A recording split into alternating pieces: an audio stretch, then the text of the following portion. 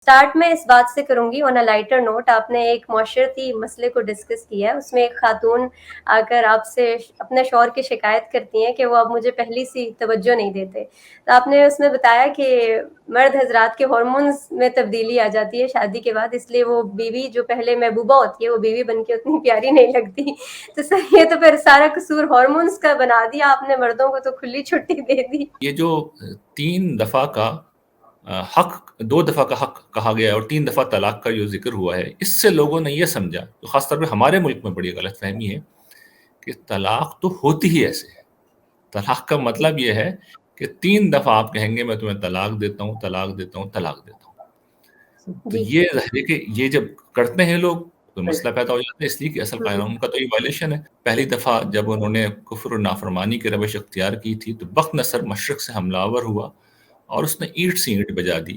اور یروشلم میں کہتے ہیں کہ 6 لاکھ کے قریب لوگ مارے گئے اور 6 لاکھ کو غلام بنا کے لے گیا. 2 اینٹیں بھی اپنی جگہ سلامت نہیں رہیں اور کئی 1 صدی تک وہ کم و بیش غلام بن کے وہاں رہے. مسلمانوں کے اوپر جب خدا کا قہر ٹوٹا پہلی دفعہ، تو اس وقت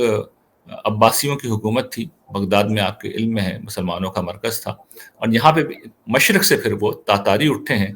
اور انہوں نے پھر پورے عالم اسلام کو زیر و زبر کر کے رکھ دیا، بلکہ قبرستان بنا کے رکھ دیا. اور انسانی تاریخ کی کہتے ہیں کہ اس سے بڑی تباہی انسانیت کے اوپر کبھی نہیں آئی. اور پھر ہلاکو خان نے، جو چنگیز خان کا پوتا تھا، اس نے آخر میں بغداد پہ حملہ کیا اور اس کو بالکل تباہ و برباد کر کے رکھ دیا. اگر اسلام کے علمبردار بن کے، خاص طور پر پہلے پاکستان جس طرح اسلام کے علمبردار بن کے کھڑے ہوئے ہیں، تو جو علمبردار بنتا ہے وہ تو سب سے پہلے نشانے پہ آ جاتا ہے کہ آپ خدا کے نام پہ کھڑے ہو کے یہ کیا کر رہے ہیں، تو پھر خدا کا قہر بھڑکتا ہے. السلام علیکم ناظرین، میں اور معروف دوبارہ سے آپ لوگوں کے پاس حاضر ہیں، اور ہم لوگوں نے پھر سے سر کا بہت قیمتی ٹائم لے لیا ہے. تھینک یو سر ہمیں ٹائم دینے کے لیے. تو ہم لوگ سر کا ناول آخری جنگ، جو کہ تیسرا ناول ہے، اس کے پارٹ 2 کے ساتھ، ایپیسوڈ 2 کے ساتھ آپ لوگوں کے پاس حاضر ہیں. السلام علیکم sir and thank you for your time. وعلیکم السلام جی، آپ دونوں کا بھی بہت شکریہ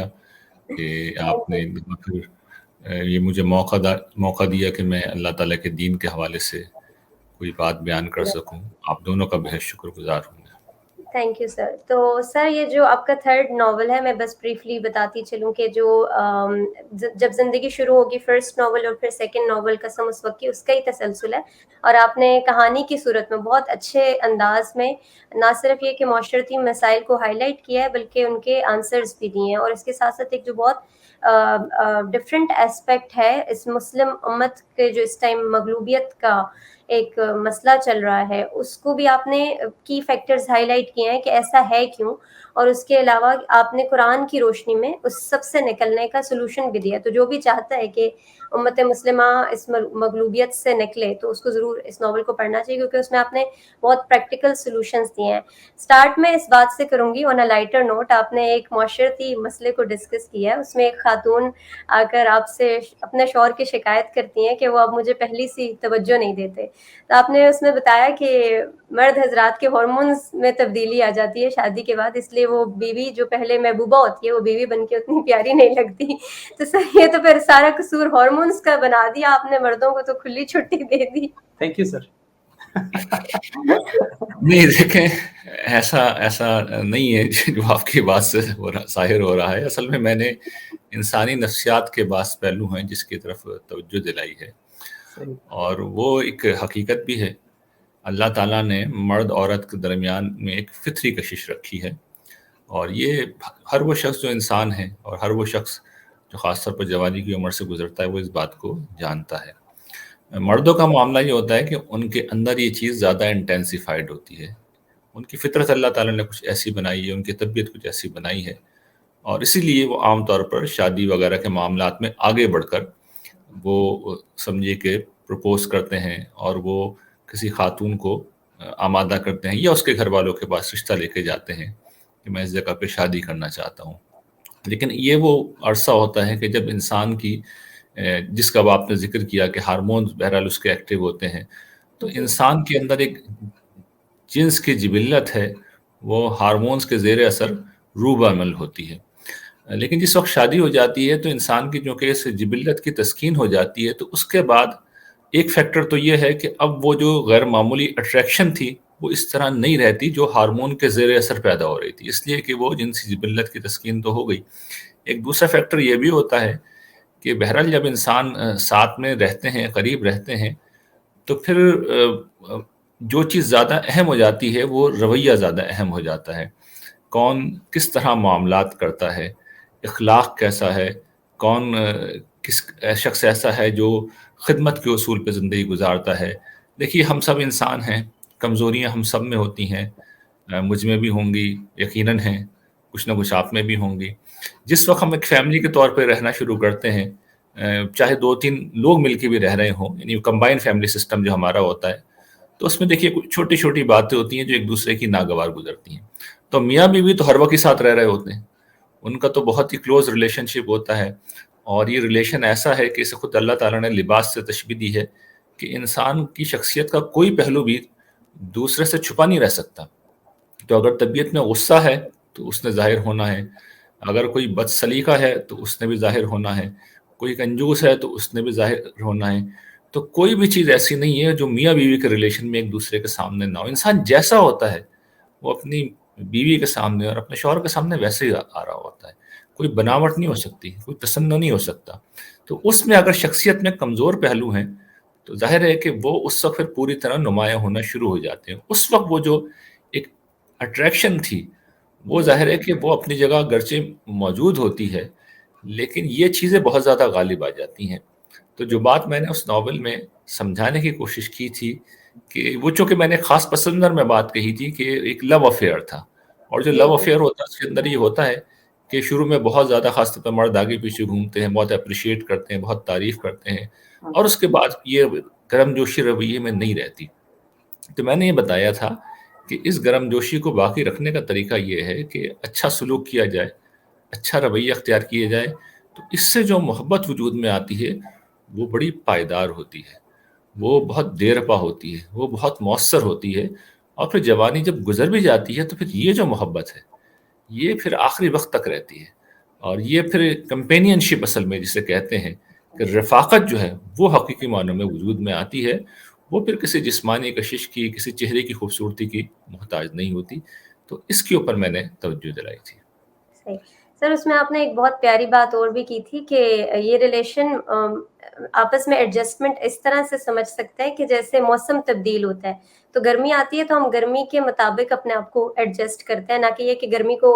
بھگانے کی کوشش، وہ ہم نہیں بھگا سکتے، اسے چینج نہیں کیا جا سکتا، لیکن انسان ایڈجسٹمنٹ کرتا ہے اکارڈنگ ٹو دا ویدر۔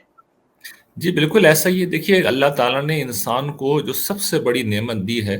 وہ اس کے ذہن کی نعمت دی ہے۔ یہ جو ہمارا ذہن ہے نا، یہ بڑی غیر معمولی چیز ہے،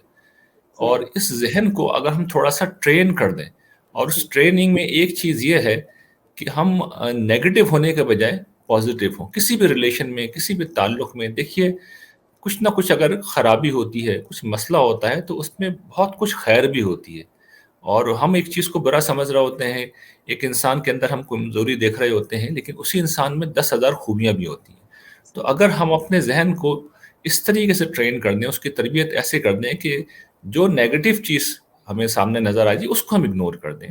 اس پہ ہم کمپرومائز کر لیں، وہاں ہم ایڈجسٹ کر لیں، تو ہم یہ دیکھیں گے کہ یہ جو سامنے والا شخص ہے، چاہے وہ میاں ہو یا بیوی ہے، اس کی 10,000 خوبیاں ہوں گی، وہ پھر اپنی خوبیوں کا پورے طور پہ اظہار کرے گا۔ اور اگر ہمیں ایک خامی کے پیچھے لگ جائیں گے تو تعلقات جو ہے وہ خراب سے خراب تر ہوتے چلے جائیں گے۔ تو میں نے مثال یہ دی تھی کہ جس وقت موسم آتا ہے گرمی کا یا سردی کا، تو ہم موسم کو برا بھلا نہیں کہتے، ہم خود ایڈجسٹ کرتے ہیں، اس لیے کہ ہم جانتے ہیں کہ خدا کا قانون ہے۔ تو میاں بیوی کے معاملے میں بھی یہی قانون روبہ عمل ہے، یعنی ہم سمجھتے ہیں کہ یہ انسان ہے تو یہاں یہ شاید قانون نہیں ہوگا، نہیں، یہاں پہ بھی یہی قانون ہے کہ انسان اپنا خیر و شر ساتھ لے کے آتا ہے، اپنی خامی و خوبی ساتھ لے کے آتا ہے، تو اس کی خامیوں کو آپ اپریشیٹ کریں، اور اگر اس کی کوئی خامی ہے اس پہ توجہ دلانی ہے تو خوبیوں کو اپریشیٹ کرنے کے ساتھ ساتھ خامیوں پر بہت اچھے طریقے سے جب کوئی شخص سننے کے لیے آمادہ ہو تو اس وقت نرمی سے، محبت سے، خیر خواہی کے جذبے سے توجہ دلائیں۔ تو میں نے یہ دیکھا ہے کہ اس وقت لوگ سن بھی لیتے ہیں، مان بھی لیتے ہیں، اور اپنی اصلاح کر بھی لیتے ہیں جب انہیں پتا ہو کہ سامنے والا خیر خواہ ہے، انہیں ذلیل نہیں کر رہا۔ تو اگر اصلاح کرنی بھی ہے تو اس کا طریقہ یہ ہے۔ بالکل صحیح سر۔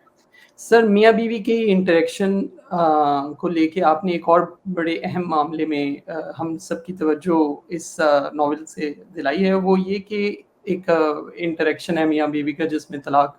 के मामलात होते हैं। उस मामले को आपने बहुत अच्छे तरीके से एक्सप्लेन किया है सर, और ना सिर्फ उसे एक्सप्लेन किया है बल्कि उसका एक प्रैक्टिकल सॉल्यूशन बताया है, जिससे मर्द हजरात जो हैं वो औरतों को ना सिर्फ ब्लैकमेल ना कर सकें बल्कि उसको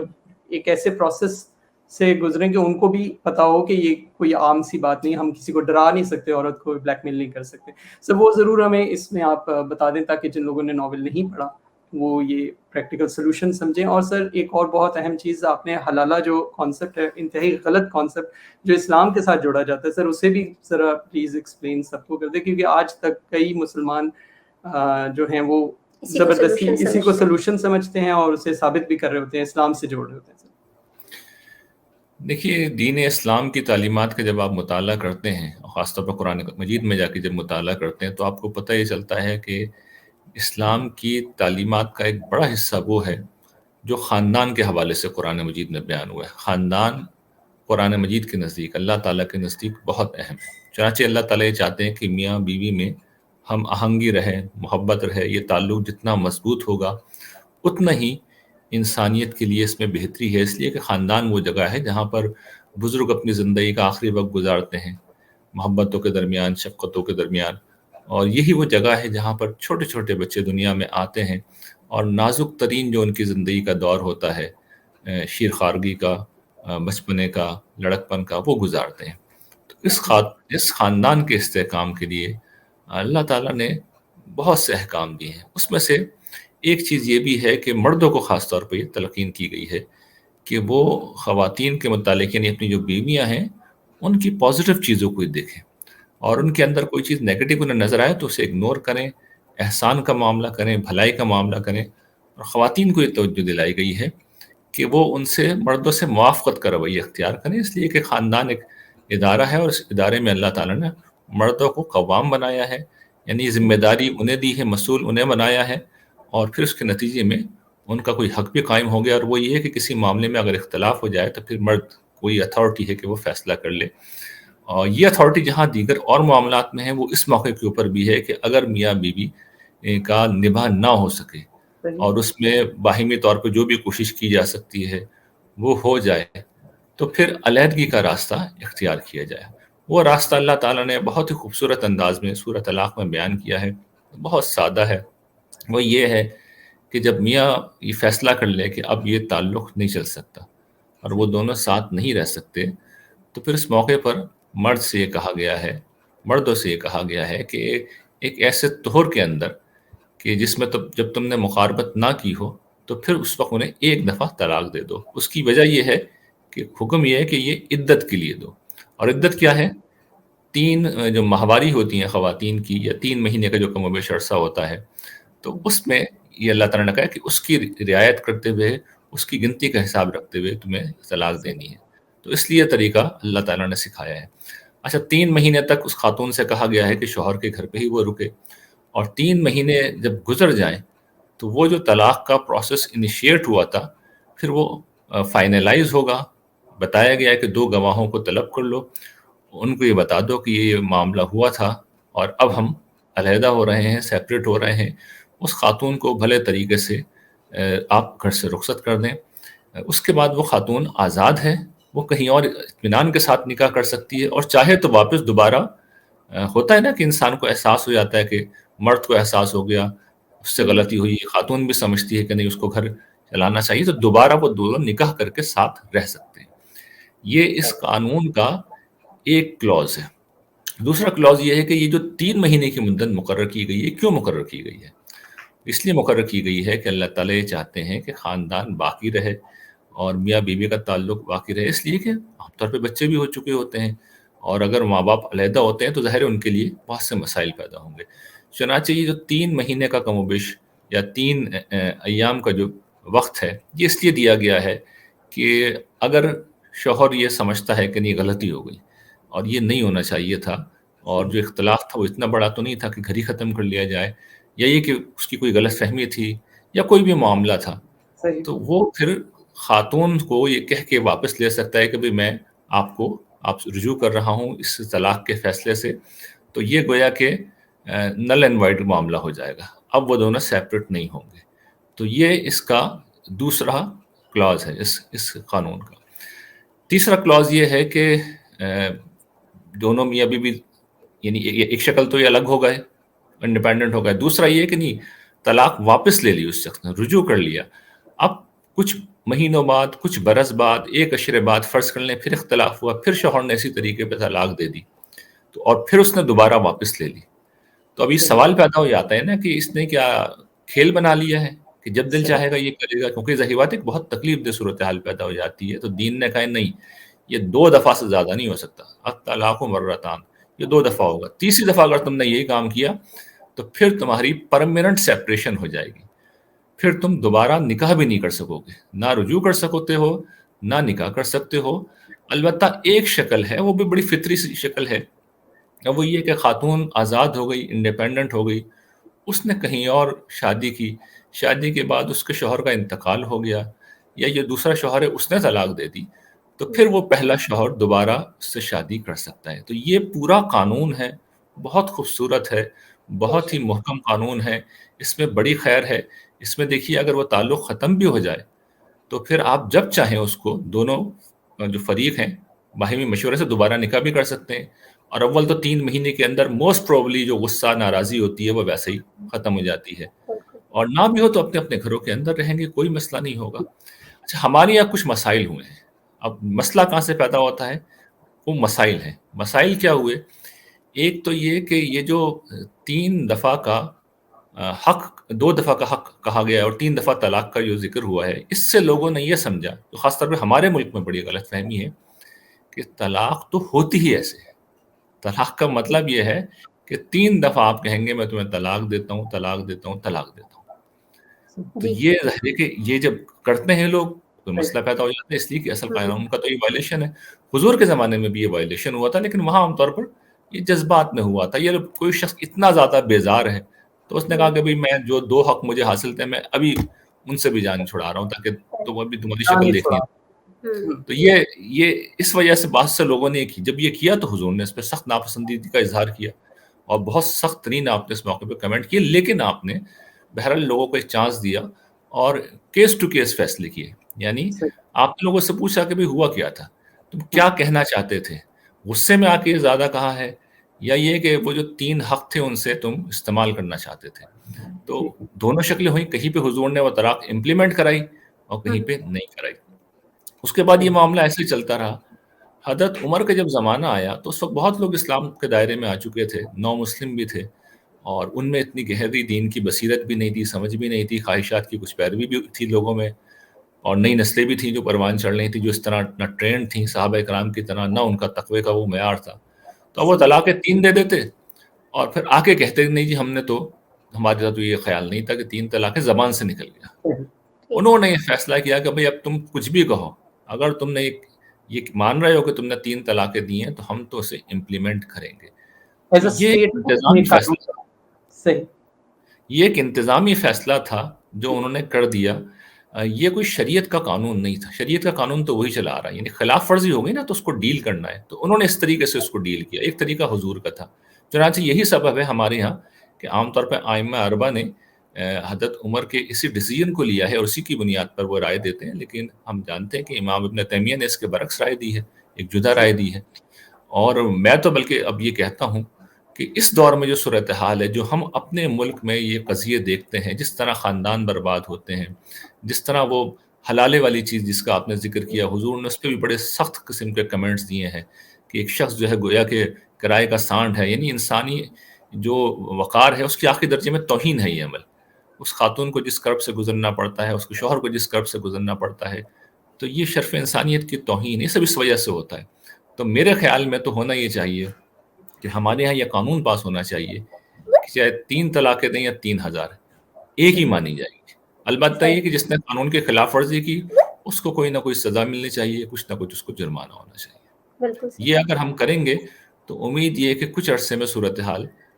بہتر ہوگی، اور زیادہ بہتر طریقہ یہ ہوتا ہے کہ آپ ایجوکیٹ کریں۔ میں تو یہ کہتا ہوں جیسے آپ میٹرک انٹر کے نصاب کا حصہ بنائیے تاکہ لوگوں کو اصل قانون کا پتہ چلے۔ جب ایک بہت بڑی تعداد میں بچے سے پڑھیں گے تو چند برسوں میں، چند اشروں میں یہ مسئلہ بالکل ختم ہو جائے گا۔ تھینک یو سر، بہت شکریہ اتنے اچھے طریقے سے ایکسپلین کرنے کے لیے۔ آئی ہوپ لوگوں کو سمجھ آئی ہوگی کہ صحیح طریقہ کیا ہے اور ہم مسلمان کیا کر رہے ہیں، اور اس پہ ایمفیسائز بھی کرتے ہیں۔ اگلا سوال میں سر اب بات کرتے ہیں اللہ تعالیٰ کے اس قانون کی جس کو آپ نے اپنی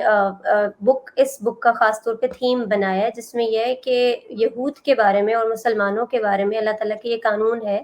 کہ جب بھی وہ فرما برداری کی روش اختیار کریں گے تو اللہ تعالیٰ دنیا میں ہی انہیں فتح اور نصرت اور غلبہ دیں گے، اور اگر وہ نافرمانی پر رہیں گے تو اللہ تعالیٰ ان پر مغلوبیت کی سزا مسلط کر دیں گے۔ تو سر ایک تو میں یہ سمجھنا چاہ رہی ہوں کہ قرآن پاک سے ہمیں اس قانون کی دلیل کہاں سے ملتی ہے، ہم کہاں سے پڑھ سکتے ہیں، اور دوسری یہ بات کہ اس سے یہ ثابت ہوتا ہے جیسے سورہ بنی اسرائیل کے سٹارٹ میں بھی ہے کہ اللہ تعالیٰ نے کہا کہ ہم نے تم پر اپنے بندے مسلط کر دیے جو یہود کے اوپر، تو جو اس وقت مسلمانوں کی سٹیٹ ہے، جس سچویشن میں ہم ہیں، وہ کوئی یہودی سازش ہے یا وہ واقعی اللہ تعالیٰ کی طرف سے سزا ہے؟ دیکھیے جو قانون ہے اصل میں نہ یہود کے لیے ہے، نہ عربوں کے لیے ہے، نہ مسلمانوں کے لیے۔ اصلاً جو قانون تھا وہ ذریت ابراہیم کے لیے تھا، یعنی حضرت ابراہیم علیہ السلام کی اولاد کے لیے تھا۔ اس میں آف کورس یہودی بھی ہیں، اس میں عرب بھی ہیں، بنی اسماعیل بھی ہیں۔ تو جس وقت حضرت موسیٰ علیہ السلام کی بعثت ہوئی ہے، یہ باقاعدہ اس قانون کو اس کو امپلیمنٹ کر دیا گیا، اور جو کتاب ان کے اوپر نازل کی گئی تھی یعنی تورات، اس میں بہت تفصیل کے ساتھ اس قانون کو بیان کر دیا گیا۔ جس وقت آخری جنگ شائع ہوئی ہے 2015 نومبر میں، تو اسی مہینے میں نے اپنے رسالہ انذار کا ایک خصوصی شمارہ شائع کیا تھا، جس میں نے اس قانون کے مختلف پہلوؤں کو بیان کیا تھا، اور پھر تورات سے وہ پورا قانون نقل کر دیا تھا کہ وہ کیا قانون ہے، اس کی کیا جزیات ہیں۔ قرآن مجید کا جہاں تک تعلق ہے، تو جس وقت قرآن نازل ہو رہا تھا تو جن کے درمیان نازل ہو رہا تھا، یعنی یہودیوں کو یہ بات اصل میں مخاطب کر کے سنائی گئی ہے نا، تو ان کو تو پتہ تھا۔ چنانچہ قرآن مجید نے اس کو قانون کے طریقے پہ بیان نہیں کیا، بلکہ ان کی تاریخ ان کے سامنے رکھ دی۔ دیکھو ہم تمہارے ساتھ اس قانون کی پیروی میں کیا کرتے چلے آ رہے ہیں۔ چنانچہ کبھی آپ دیکھیے سورہ بقرہ کو اگر آپ پڑھیے تو وہاں پر وہ شروع ہی سے ہوتی ہے، یعنی اس کا جو ابتدائی 40 کے قریب 39 آیات ہیں وہ تو تمہیدی آیات ہیں۔ اس کے بعد جو شروع ہوتا ہے یا بنی اسرائیل اذکروا نعمتی التی انعمت علیکم انی فضلتکم علی العالمین، یہاں سے جو اللہ تعالیٰ ان سے گفتگو و مکالمہ شروع کرتے ہیں، تو پھر اس میں کیا ہے کہ دیکھو تم نے تاریخ میں یہ کام کیا تو ہم نے یہ کیا، تم نے یہ کیا تو ہم نے یہ کیا۔ تو یہ ساری ان کی تاریخ کا ایک حصہ ہے کہ انہوں نے جب خدا کی فرما برداری کی، اس کے رسول کا ساتھ دیا، تو آسمان سے من و سلوہ اترا، اور جب انہوں نے شرک کیا تو اسی دنیا میں اللہ تعالیٰ نے ان کے اوپر یہ سزا نازل کی کہ لوگوں نے اپنے رشتہ داروں کو قتل کیا ہے، یعنی سزا دی گئی کہ ہر شخص اپنے رشتہ داروں کو قتل کرے گا جس نے اس کا ارتکاب کیا۔ ادروائز تو آپ دیکھیے کہ اس طرح نہیں ہوتا کہ مشرک کوئی شرک کرے تو اسے قتل نہیں کیا جاتا، لیکن یہ قانون تھا کہ اس درجے میں ان کے اوپر سزا نافذ کی جائے گی۔ ان کی پوری تاریخ میں یہ ہوا۔ آپ سورہ ابراہیم میں دیکھ لیں، وہاں پر ایک قانون کی شکل میں بہت اجمال کے ساتھ اس پورے قانون کا حوالہ دے دیا گیا ہے۔ وہ حضرت موسیٰ کی ایک تقریر ہے مختصر سی، جو قرآن نے سورہ ابراہیم میں اختصار سے نقل کی ہے۔ اس کا ایک جملہ ہے لَإِن شَكَرْتُمْ لَأَزِيدَنَّكُمْ وَلَإِن كَفَرْتُمْ إِنَّ عَذَابِي لَشَدِيدٌ، کہ اگر تم شکر کرو گے تو میں تمہاری نعمتوں میں اضافہ کروں گا، اور اگر تم کفر کا راستہ اختیار کرو گے تو میرا عذاب بہت دردناک ہے۔ تو یہ چیز ہے جو قانون کی شکل میں قرآن مجید میں سورہ ابراہیم میں اس جگہ پہ بیان ہوئی ہے۔ پھر سورہ بنی اسرائیل جس کا آپ نے حوالہ دیا، وہاں پہ ان کی تاریخ میں 2 مرتبہ جو بہت بڑے پیمانے پر اس قانون کو امپلیمنٹ کیا گیا ہے، اس کی مختصر تاریخ جو ہے دہرا دی گئی، اور پھر ہمارے مفسرین نے بہت تفصیل کر دی اس قانون کی، کس طریقے سے پہلے ان کے ساتھ جب معاملہ ہوا اور بخت نصر نے حملہ کیا، تو اس سے پہلے جو انبیاء علیہ السلام وہاں موجود تھے، ان میں سے ایک نبی حضرت یرمیہ کا میں نے اپنی کتاب جب زندگی شروع ہوگی میں حوالہ بھی دیا ہے کہ ان انبیاء نے متنبع کیا تھا کہ تم جو کچھ کر رہے ہو خدا کے نام پر کھڑے ہو کے دنیا میں، اور تم جس عہد میں بندے ہوئے اس کے خلاف ورزی کے بڑے سنگین نتائج تمہیں بھگتنے پڑیں گے۔ اور پھر وہی ہوا۔ اور دوسرا حضرت عیسیٰ علیہ السلام کے زمانے میں یہ ہوا کہ جب انہوں نے کفر سرکشی کا راستہ اختیار کیا تو پھر ان کے اوپر اللہ کا غضب اور لعنت ان کے اوپر مسلط ہوئی۔ تو قرآن مجید نے اس کو اس طریقے سے بیان کیا ہے، ایک مسلمے کے طور پر بیان کیا ہے، اور اس کو پھر ہم دیکھتے ہیں کہ یہی چیز پھر صحابہ اکرام کو بھی بتا دی گئی تھی۔ سورہ نور میں ہم دیکھتے ہیں کہ وہ چونکہ بحیثیت مجموعی ایمان لے آئے تھے، چنانچہ ان کو یہ خوشخبری دی گئی کہ اللہ نے وعدہ کر رکھا ہے تم میں سے جو لوگ ایمان لائے ہیں، وعد اللہ الذین آمنوا منکم وعملوا الصالحات لَيَسْتَخْلِفَنَّهُمْ فِي الْأَرْضِ كَمَا اسْتَخْلَفَ الَّذِينَ مِنْ قَبْلِكُمْ کہ اور اس میں پھر آگے بھی چیزیں ہیں کہ اللہ نے وعدہ کر لیا کہ جو ایمان لائے اور عمل صالح کرے، عمل صالح جنہوں نے کیا ان کو ہم زمین میں اقتدار دیں گے جس طرح ان سے پچھلوں کو دیے تھا۔ تو اللہ تعالیٰ نے ان سے اس حیثیت میں وعدہ بھی کیا، اور پھر اس قانون کا تاریخ میں ہم دیکھتے ہیں، جس وقت میں نے اپنی کتاب لکھی عروج زوال کا قانون اور پاکستان، تو وہاں بہت تفصیل سے پھر یعنی عربوں کی جو بات کی ہسٹری تھی وہاں پہ بھی حوالے دے دیے کہ دیکھیے یہ جو بغداد کی تباہی آئی تھی وہ بھی اسی اصول کے اوپر آئی تھی، اور یہ جو اس کتاب کے اندر بنی وہ جو آپ نے ابھی بتانے سر سوری لیکن یہ آپ نے اپنی کتاب میں اسی کتاب میں بہت اچھے طریقے سے پوری میپ کیا ہے، جیسے بنی اسرائیل کے ساتھ غالباً آپ وہی بتانے لگے تھے سر، وہ دوبارہ میپ کریے گا دوبارہ سے ایگزیکٹلی پہلی دفعہ ان کے ساتھ کب ہوا اور آپ کے نیریٹو کے حساب سے مسلمانوں کے ساتھ کب ہوا، پھر دوسری دفعہ ان کے ساتھ کب ہوا، تو وہ ذرا ایکسپلین کر دیجیے گا سر۔ میں نے اس کو ایک یعنی تاریخ کے حوالے سے بتایا ہے کہ بنی اسرائیل کے ساتھ تاریخ میں 2 دفعہ ہوا ہے۔ پہلی دفعہ جب انہوں نے کفر و نافرمانی کی روش اختیار کی تھی تو بخت نصر مشرق سے حملہ آور ہوا اور اس نے اینٹ سے اینٹ بجا دی، اور یروشلم میں کہتے ہیں کہ 6 لاکھ کے قریب لوگ مارے گئے اور 6 لاکھ کو غلام بنا کے لے گیا۔ 2 اینٹیں بھی اپنی جگہ سلامت نہیں رہیں، اور کئی 1 صدی تک وہ کم و بیش غلام بن کے وہاں رہے۔ مسلمانوں کے اوپر جب خدا کا قہر ٹوٹا پہلی دفعہ، تو اس وقت عباسیوں کی حکومت تھی، بغداد میں آپ کے علم میں ہے مسلمانوں کا مرکز تھا، اور یہاں پہ مشرق سے پھر وہ تاتاری اٹھے ہیں اور انہوں نے پھر پورے عالم اسلام کو زیر و زبر کر کے رکھ دیا، بلکہ قبرستان بنا کے رکھ دیا، اور انسانی تاریخ کی کہتے ہیں کہ اس سے بڑی تباہی انسانیت کے اوپر کبھی نہیں آئی۔ اور پھر ہلاکو خان نے جو چنگیز خان کا پوتا تھا اس نے آخر میں بغداد پہ حملہ کیا اور اس کو بالکل تباہ و برباد کر کے رکھ دیا۔ تو بالکل سملیرٹی ہمیں پہلے انسیڈنٹ میں بھی ملتی ہے اور پھر دوسرے انسیڈنٹ میں بھی ملتی ہے کہ دوسری دفعہ جب انہوں نے حضرت عیسیٰ علیہ السلام کی دعوت کا انکار کیا تو پھر اس دفعہ مغرب سے رومی اٹھے، اور ٹائٹس رومی نے پھر حملہ کیا جو ان کا جنرل تھا، اور اس نے پھر جو یروشلم ہے اس کو تباہ و برباد کر دیا۔ ایک جو دیوار گریا کہلاتی ہے جس کے سامنے کھڑے ہو کے یہود اب بھی روتے رہتے ہیں، پورا جو ان کا ہیکل سلیمانی تھا جو پہلے سے بھی زیادہ اچھے طریقے کے اوپر، جس کو آباد کر دیا گیا تھا۔ یعنی قرآن نے یہ واضح کیا ہے کہ جب انہوں نے توبہ کی اور رجوع کیا پہلی تباہی کے بعد، تو پھر اللہ تعالیٰ نے ان کو بڑی سلطنت دوبارہ عطا کر دی، ان کے مال اولاد میں بھی اضافہ کیا۔ تو یہ وہاں پر ہوا تھا بنی اسرائیل میں کہ وہ ایک دفعہ پھر انہوں نے سلطنت بھی بنا لی تھی، ہیکل بھی دوبارہ بنا لیا تھا، لیکن جب حضرت عیسیٰ کے ساتھ انہوں نے کفر کا معاملہ کیا اور حضرت یحییٰ علیہ السلام کو انہوں نے شہید کیا تو خدا کا قہر برسا، اور پھر وہ تباہی آئی ہے جس کا میں نے ذکر کیا، رومیوں کے ہاتھوں مغرب سے آئی، اور پھر اس کے بعد پوری دنیا میں انہیں بکھیر دیا گیا اور ان کے اوپر ذلت و رسوائی جو ہے مسلط کر دی گئی۔ تو یہ ان کے ساتھ ہوا، اور پھر مسلمانوں کے ساتھ کیا ہوا کہ مسلمانوں کے اوپر بھی یہ دوسری دفعہ تباہی آئی ہے، وہ کم و بیش اتنی ہی عظیم لیول کی تھی، اور وہ مغرب سے آئی، یعنی مغربی اقوام اٹھی، اس میں برطانیہ تھا، اس میں دیگر مغربی اقوام تھی،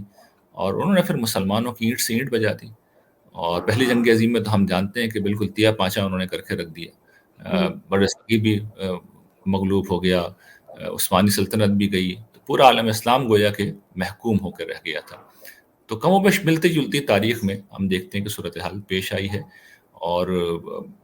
میں تو یہ سمجھتا ہوں جو بات میں نے اس میں کہی ہے کہ جب تک مسلمان اپنا رویہ نہیں بدلیں گے، یعنی اصل میں تو یہ قانون جو تھا وہ حضرت ابراہیم سے متعلق ہے،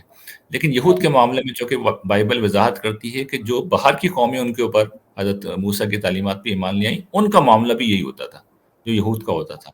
تو ہم جو اجمی ہیں، ہم بھی چونکہ ایمان لے آئے ہیں، تو جو عربوں کے ساتھ معاملہ ہے وہی قانون ہم پہ بھی اپلائی کر دیا گیا، یعنی ہم نے بھی اگر اسلام کے علمبردار بن کے، خاص طور پر پہلے پاکستان جس طرح اسلام کے علمبردار بن کے کھڑے ہوئے ہیں، تو جو علمبردار بنتا ہے وہ تو سب سے پہلے نشانے پہ آ جاتا ہے کہ آپ خدا کے نام پہ کھڑے ہو کے یہ کیا کر رہے ہیں، تو پھر خدا کا قہر بھڑکتا ہے۔ کوئی گروہ جب اس طرح اسلام کا اعلانیہ نام لے، پوری دنیا کو اسلام کی تبلیغ کرے، اور پھر اپنی ذات میں وہ ایمان اور اخلاق کی پستیوں میں گرا ہوا ہو، فرقہ واریت کا شکار ہو، انتہا پسندی کا شکار ہو، پھر ظاہر ہے کہ خدا کا قہر بھڑکتا ہے۔ پھر یہ جو اس وقت ہم مسلسل کرائسس سے گزر رہے ہیں، یہ جو معاشی بحران ہے، یہ کیا ہے؟ یہ ایک سزا ہے اللہ تعالیٰ کی طرف سے جو ہمیں دی گئی ہے کہ تمہارا ایمان اور اخلاق میں تمہارا معاملہ چونکہ بڑا منافقت پر مبنی ہے، اور تم حقیقی دین کو چھوڑ بیٹھے ہوئے ہو اور نان ایشوز کو تم نے دین بنا رکھا ہے، تو بھگتو اس کے نتائج۔ میں تو یہ توجہ دلاتا ہوں کہ توبہ کریں، رجوع کریں، ایمان و اخلاق کی دعوت کو اختیار کریں۔ میں انشاءاللہ یہ یقین رکھتا ہوں کہ ہماری صورتحال اس کے نتیجے میں بہتر ہو جائے گی، ورنہ جتنی بھی کوشش کر لیں ہماری صورتحال نہیں بدلنے والی ہے۔ سر اس کتاب کو پروگریس کرتے ہوئے آپ نے بہت خوبصورتی سے یہ بیان کیا کہ جو ایک مسلمانوں پر بلیم کیا جاتا ہے کہ اسلام جو ہے وہ تلوار کے زور پر پھیلا ہے، تو آپ نے تاریخی حقائق کو سامنے رکھ کر یہ بتایا کہ کس طرح سے یہ کلیم ہی غلط ہے۔ لیکن ہم اس بات کو کیسے ڈینائی کر سکتے ہیں کہ جو ہماری مقدس کتاب قرآن ہے اس میں بہت زیادہ جنگ اور جہاد پر ابھارا گیا، اور ابھی تک بہت سارے گروپس ایسے ہیں جو انہی آیات کو استعمال کر کے نہتے لوگوں کے خلاف جو ہے وہ ایسی کاروائیاں کرتے ہیں جیسے ہم ٹیررزم بولتے ہیں سمپل زبان میں، تو اس کی ہم کیا ایکسپلینیشن دیں گے اور کیسے ہم اس بات کو کہہ سکتے ہیں کہ اسلام نہیں ٹیررزم کا کہتا؟ دیکھیے جہاد کا تو قرآن میں ذکر ہے اور کوئی غلط بھی نہیں ہے، یعنی نہ جہاد کی بات غلط ہے نہ جنگ کی بات غلط ہے، اس لیے کہ یہ بھی ایک ضرورت ہے، اور اس دنیا میں ہر قوم اس اصول کو مانتی ہے۔ دنیا میں ہر ملک کی فوج ہوتی ہے، وہ فوج رکھے ہوئے ہوتے ہیں،